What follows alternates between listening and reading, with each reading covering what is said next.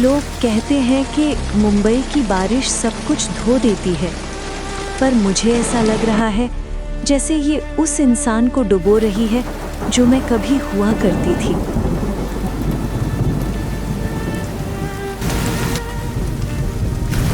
मैं यहाँ एक सपना लेकर आई थी।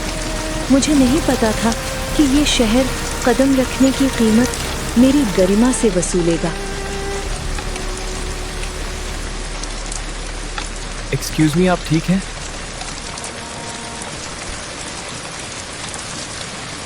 जब आसमान पूरी तरह काला हो चुका था, तब किसी ने याद दिलाया कि किसी की नज़रों में होना कैसा महसूस होता है।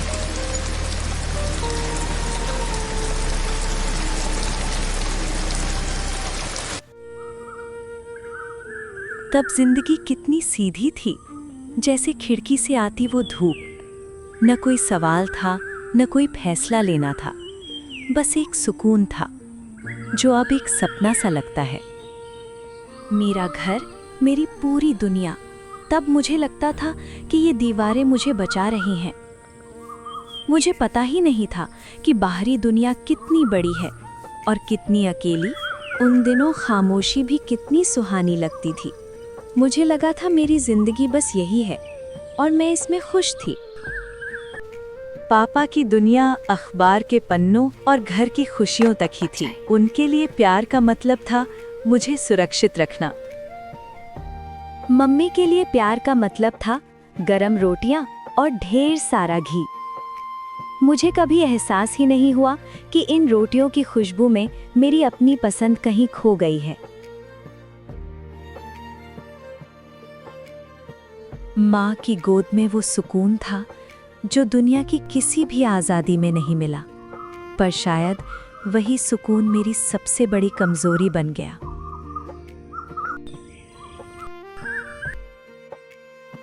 नेहा और मैं, हम बचपन के यार थे। उसकी सगाई की खबर सुनकर मैं खुश तो बहुत थी, पर घर के माहौल ने मुझे डरा दिया। मम्मी पापा की बातों में अब बस एक ही जिक्र था, अगली बारी प्रिया की है। अचानक वो घर जो कल तक मेरी ढाल था, मुझे एक पिंजरा लगने लगा।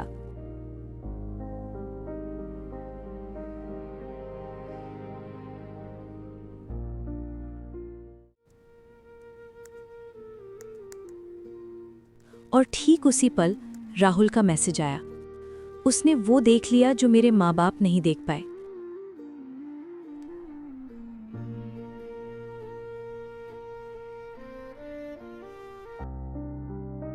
थोड़े दिनों के बाद नेहा भी अमेरिका चली गई। मुझे लगा कि मैं लखनऊ में अकेली हो गई हूँ। सब चले गए मुझे छोड़ के। प्रिया जी नमस्ते, मैं राहुल, जिसने आपकी पूर्व वाली पोस्ट पर टिप्पणी की थी। उम्मीद है मैंने गलत वक्त पर कॉल नहीं किया। नहीं नहीं, बिल्कुल ठीक है, बताइए। मैं तब से सोच रहा हूँ, क्या चुप्पी सच में भाषा हो सकती है या वो सिर्फ हार है? ये अच्छा सवाल है, मैंने इस तरह नहीं सोचा था। में चुप्पी तब भाषा होती है जब कोई सुनने वाला हो। अमृता ने सही इसीलिए पूरों की चुप्पी बोलती है। और अगर कोई सुनने वाला ना हो तो वो हार है। पर काफी दिनों से कुछ नया नहीं आया। पढ़ाई खत्म हो गई, घर पर हूँ, लिखने का मन नहीं करता। अच्छा, ज्यादा वक्त नहीं लूंगा। अगर कभी बात करनी हो अवधि मैन्युस्क्रिप्ट्स के बारे में या पूरों के बारे में। जरूर। मेरा दम घुट रहा था।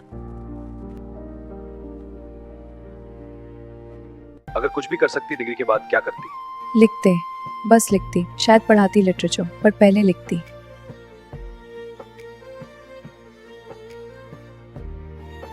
आज कुछ लिखा? हाँ, थोड़ा सा, आपकी वजह से। मतलब वो जो आपने कहा था चुप्पी के बारे में। सोचती रही, फिर लिख दिया। अपने नाम तो बताया था, आप क्या करते हो? आप भी लखनऊ से हो? नहीं, मैं मुंबई से हूँ। एक छोटा सा स्टार्टअप है। वाओ, मुंबई।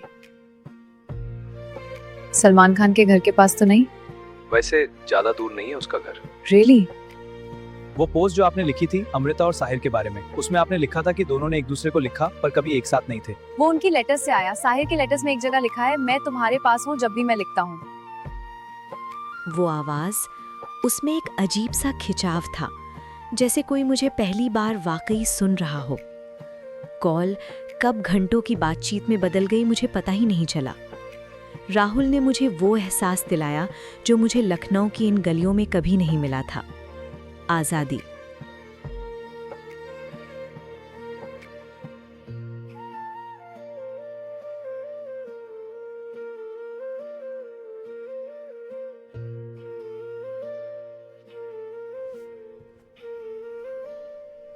आज कुछ लिखा?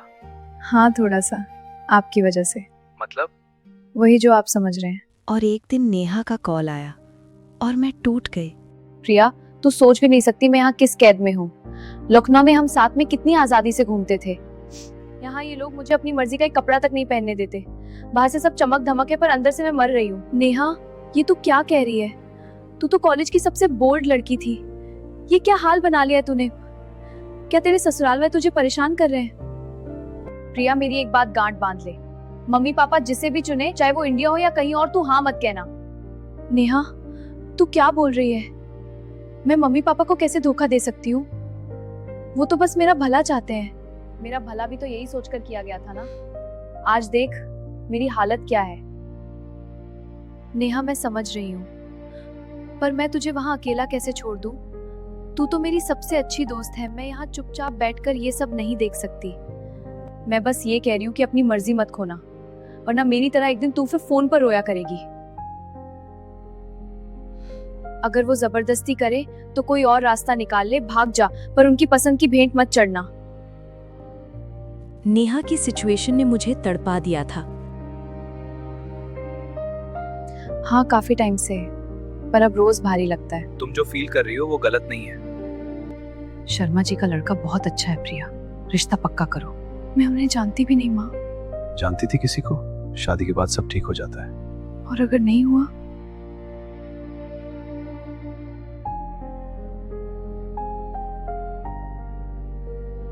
मेरे लिए वो मिठाई नहीं, मेरे सपनों का सौदा था। पापा की वो हंसी मुझे बता रही थी कि अब मेरी मर्जी का कोई मोल नहीं बचा।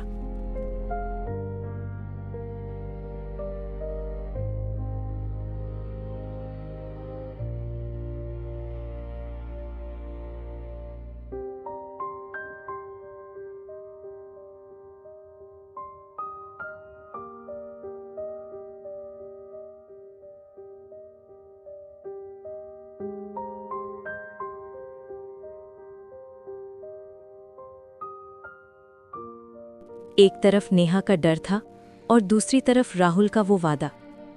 मुझे लगा राहुल वो दरवाज़ा है जो मुझे उस घुटने वाली जिंदगी से बचा सकता है। मैंने फैसला कर लिया था।